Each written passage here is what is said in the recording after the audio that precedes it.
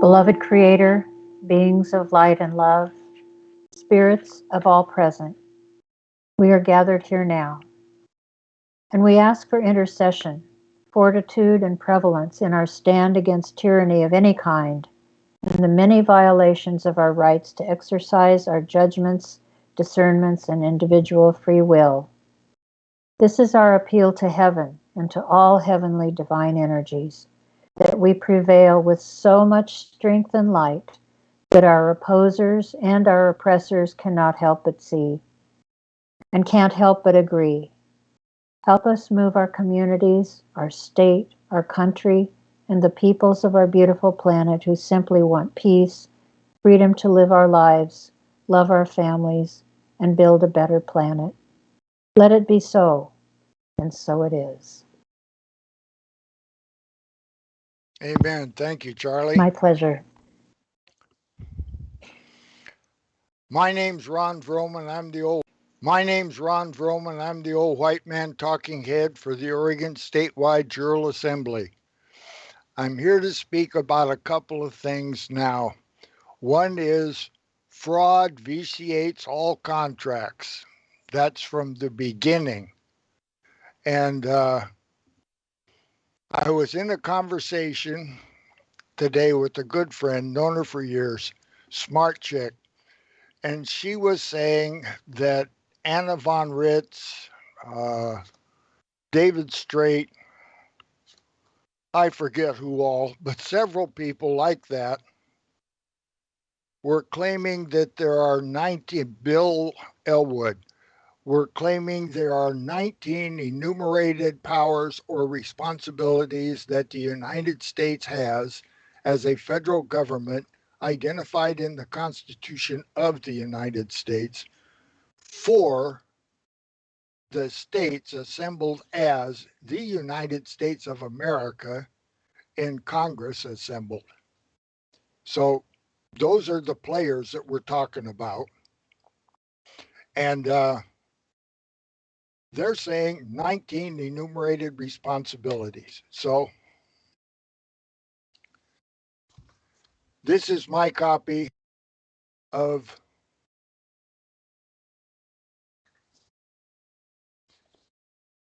Constitution of the United States of America, a transcript. So under Article 1, Section 8, it enumerates the responsibilities. And I'm not going to get into this and read the whole thing, but it'll be right there. And William said he was going to put it on the screen. So under Section 8, it says, the Congress shall have power to lay and collect taxes. That is an obligation. That's a responsibility, number one. The second one is to pay the debts. That's number two. And provide for the common defense. That's number three. And general welfare. That's number four. So there are four responsibilities in the first paragraph of Section 8. So then, without reading all of them, let's just say the twos: to borrow, to regulate, to coin, blah, blah, blah. But there's 1, 2, 3, 4, 5, 6, 7, 8, 9, 10, 11, 12, 13, 14, 15, 16, 17. 17 twos. My very favorite is make rules for the government and the regulation of the land and naval forces. That's their job. So four to start with, and then we read 17. So that makes 21, right? 21 responsibilities, not 19. So then we keep reading through the Constitution and we eventually get to Article 4, Section 1, full faith and credit. I love that one. And Section 2, the citizens of each state. And I like all of that. And then it comes down to Section 3, new states may be admitted. I like that, into the Union. Then it comes to Section 4. So then it says The United States shall guarantee to every state in this union a Republican form of government. That is a responsibility. So that makes 22. Then it says, and shall protect each of them against invasion. 23.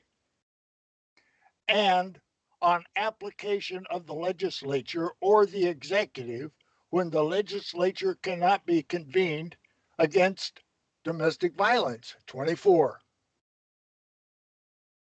So there's not 19 enumerated responsibilities, and they cannot be powers. When you read section 8, it says Congress shall have the power. Now, Congress only has power over the United States, not these states and not the people of these states, because we know in Oregon's Constitution, Article 1, Section 1 says, we declare that all men, when they form a social compact, are equal in right, and all power is inherent in the people. Okay? That's the people of all the states and territories. And all free governments are founded on their authority and instituted for their peace, safety, and happiness. And they have at all times the right to alter, reform, or abolish the government in such manner as they may think proper. So, in the same conversation, we were talking about how all of this came about and how they arrived at, we're Oregon, 33, and she's in Ohio, and Ohio has two uh, constitutions. Ohio didn't have a lawful constitution, allegedly, until the time of Eisenhower in the 50s. And Ohio was made a state under the uh, Northwest Ordinance. So I mentioned to her, the Northwest Ordinance is bogus. And how could that be? Well, it came into being because of the Treaty of Paris. So then I'm going to go over where I have the Treaty of Paris up on my screen. William's going to show it on your screen. And then when we get to the Treaty of Paris, great long thing that it is, it says transcript. The definitive Treaty of Paris, 1783, in the name of the most holy and undivided Trinity, it having pleased the divine providence to dispose the hearts of the most serene and most potent prince, George the Third. Okay, that's who they're talking about.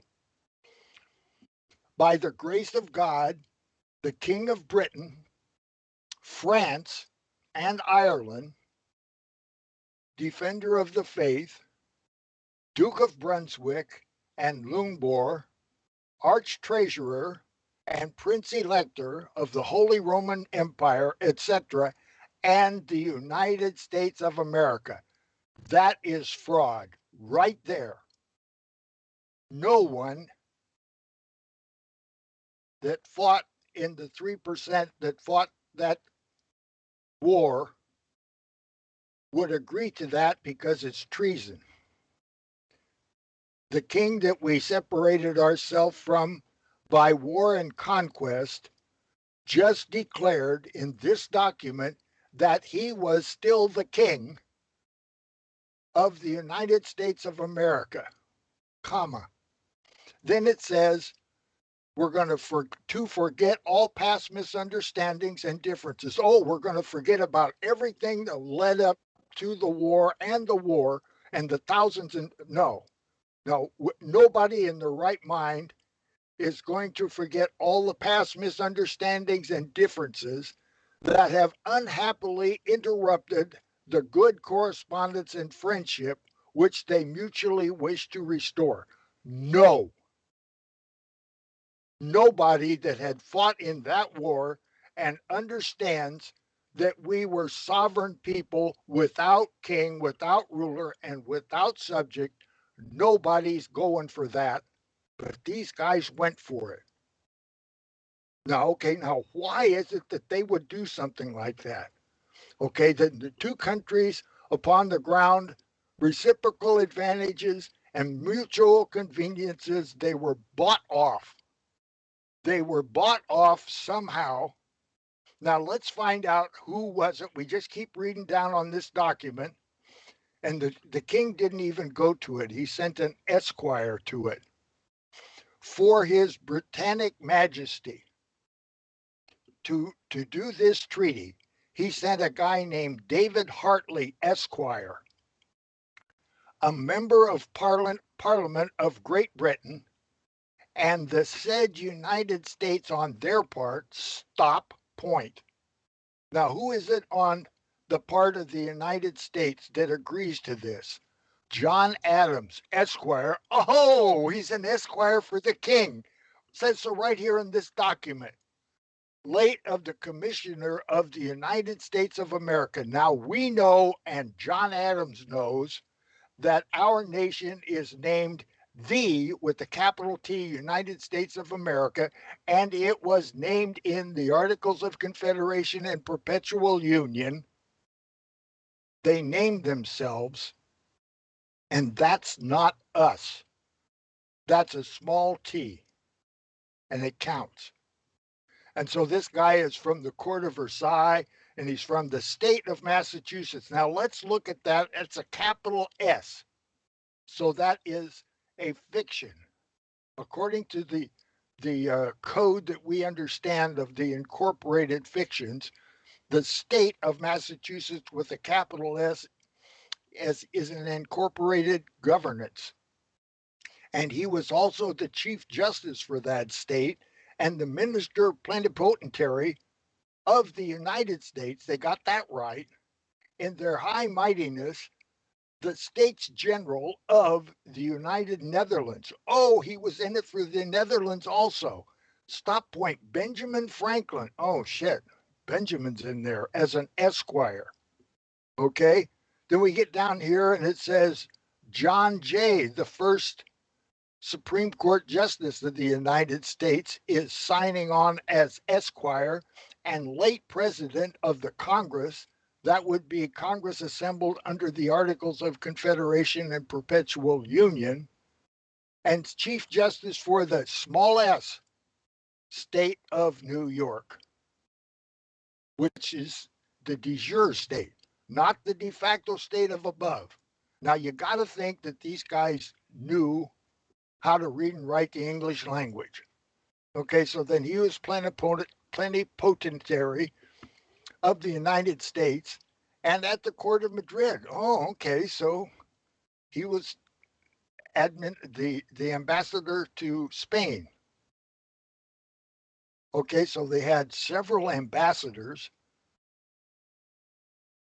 They had heavyweights there, all well-known men, and they all agreed that the king was still the king of the United States, and they wrote it. Now, this lady I was talking to is a sharp lady. And she said, I'm going to have to think about that and go read some case law. No, no, you don't get to do that. I'm in a conversation with a sovereign woman on Ohio.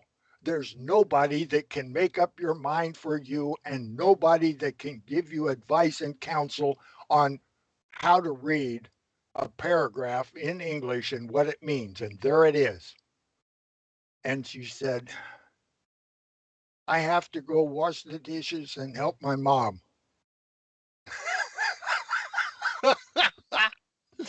And later on, she Skyped me with a check mark when I said who John Jay was, and he was. All of those guys lied and negotiated a contract that was fraud, and they got away with it. So the people that should have called him on it didn't. And the people that didn't call him on it were all people of the United States. They were we the people of the United States, which is Washington District of Columbia. Now, Columbia is the name of a goddess, and she's a goddess for evil. She's not a sweetheart lady. She is a vile goddess from among the deities of Europe, probably Greek. I don't recall, but I've read up on it. She's the same chick that's standing in the harbor. The Statue of Liberty is the Statue of Columbia. The Statue of Liberty is actually a different one. Charlie knows about that one. It's something to do with the mother of the yes of the indigenous people. There is a proper statue to her. They they know the difference. They know exactly what they're doing. So all of that came about because Anna von Ritz, David Straight, and these other guys are talking about 19 enumerated powers, which are not powers, they're 19 enumerated responsibilities. Congress has the power, and Congress gave these responsibilities to the feds, and it's all right there. You don't get to have somebody else tell you what it means. If you are a sovereign man or woman or claim to be, then you have to read it and say what it means to you. And if you don't pass muster, or if the document doesn't pass muster, and all power is inherent in the people, and you're one of the people, that was also part of the argument, is the people at large. Identify the people at large. We don't have to identify the people at large. The people at large, in whatever form they decided to do it, from the 13 colonies, all selected a number of men to go to Philadelphia to figure out how we could do what we had to do to liberate ourselves from England and from the king. That was representative government.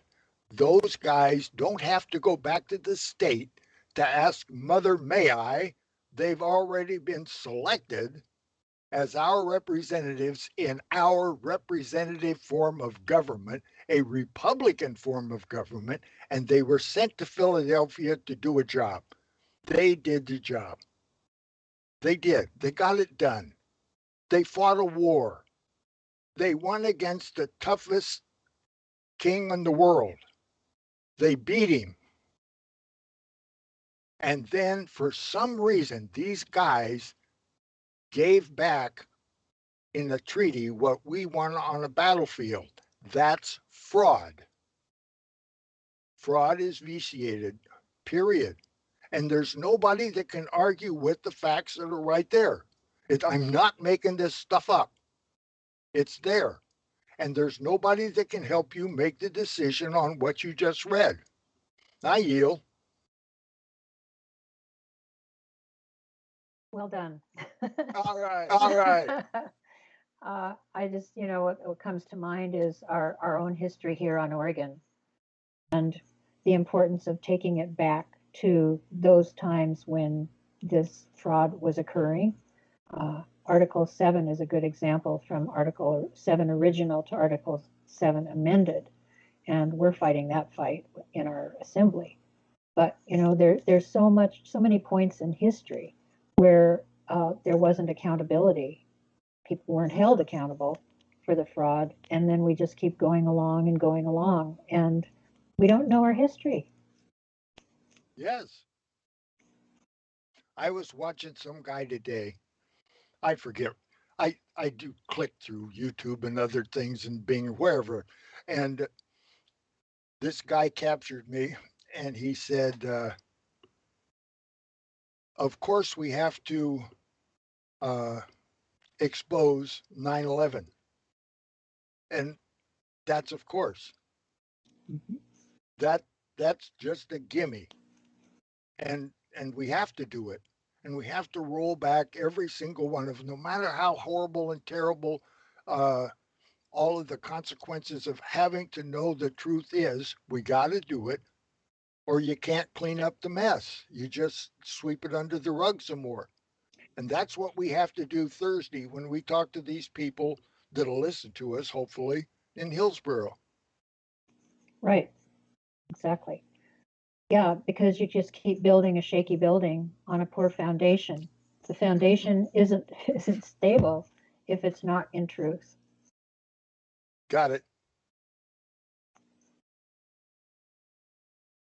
Well, what I think of is, 9/11 is one of them. You could go back before 9/11. There's so much fraud that it's staggering. And then since then, right up to this recent time, the election. To have another election without resolving the recent one, where there was so much discovery, is really a problem. Yeah, it's gone. Who was it? Eric said, it's no longer benevolent, it's malevolent. Correct. The, the martial law that they're exerting now is malevolent. And it's just how far will the state go down the Biden path of the United States incorporated governance in color of law? Hmm. Because some of them are backing out. Some of them are saying Arizona's having a real hard time. Wisconsin's having a really hard time. Georgia's having a really hard time. Uh, I wonder what's going on in Pennsylvania. But the whole last election was so horrible, and yet they're trying to govern. And from what I understand, what we're getting is not true because they're really not in the halls of government. They're not there. They're someplace else. And the place they show for Biden's White House is not the White The House. stage set. Yeah, it's yeah. And then the people on the right, they say, you've heard it all. Trump is still the president, and a military tribunal is handling things, and they've either put him on a barge or hung him or gave him a shot on a gurney and they died, and there's hundreds of them that they. And what kind of government is that would permit this fraud of the Democrats upon the people with their bogus incorporated governance, with that Kamala, who isn't qualified constitutionally to even be a vice president there. And, the whole thing is just, it's getting worser and worser until it's got to get better. Well, I feel like we're at that point. I really do. There are so many people who are questioning and awakening. And if you look at it, I really do feel strongly that the media has been driving all of this. The six or how many corporations own the media have been driving this and driving this to the point that people either shut it off and go find out the truth, or they listen to the media and they believe it. And the media is responsible for the divide in our country, I do believe, because there's no truth in the media now, not in the corporate media. I agree. The corporate media and uh, Silicon Valley and Hollywood are all the same. Yep, I tend to agree. Yeah. Well, I could read the quote that I have at the bottom of my email if this is probably an appropriate time, if I can read it. I have it right here. It's a quote from Joseph Pulitzer. Even though the New York Times, I think, won an award, the Pulitzer Prize, which is a questionable rag, but the quote goes like this: Our republic and its press will rise or fall together. An able, disinterested, public-spirited press, with trained intelligence to know the right and courage to do it, can preserve the public virtue without which popular government is a sham and a mockery. A cynical, mercenary, demagogic press will produce in time a people as base as itself. The power to mold the future of the republic will be in the hands of the journalists of future generations. Joseph Pulitzer. So we have to look and hold the media accountable for the last election, which they sold to the people. And then they sold COVID to the people. That was a marketing breakout. And now we're being sold on Ukraine and supporting the Ukrainian people without any real information as to all of the history and what's been going on there. So the media, it is really problematic. And until people start really questioning and doing their own research, just like you did, just looking it up, just having some inquisitive nature that we can just read and ask the questions and have a discussion. That's what's lacking. Because we all think that if we follow the media and we're up on the information that's in the current mainstream, then we can have a conversation or not because we know. And we don't know squat. We really don't. And it's so Yeah. good to have conversation, and throw this stuff around and say, well, what if? Well, what about? What if this? What if that?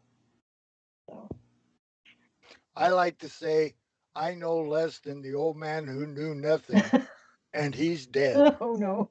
Yeah, rest in peace, Arnie. Uh, but on that note, I heard Robert Graves lives in Tigard. We should be able to communicate with that man. Yeah, I would think so too. Yeah, He knows a lot about, somehow. yeah, he knows a lot about Oregon history. He's full of information. Good information. Oh, yes. Yes. Knowledgeable guy. Yes. Yep. Seems like he can read things and discern the truth from what isn't. So, Mm-hmm. I think if we just got the opportunity to sit down with him and just read documents, not Ooh, discuss a whole lot, just read it. that'd be great. We should Yep, make a I date. think so too. Let's make a date. Okay. Well, you're the boss, so you take care of that Oh for us.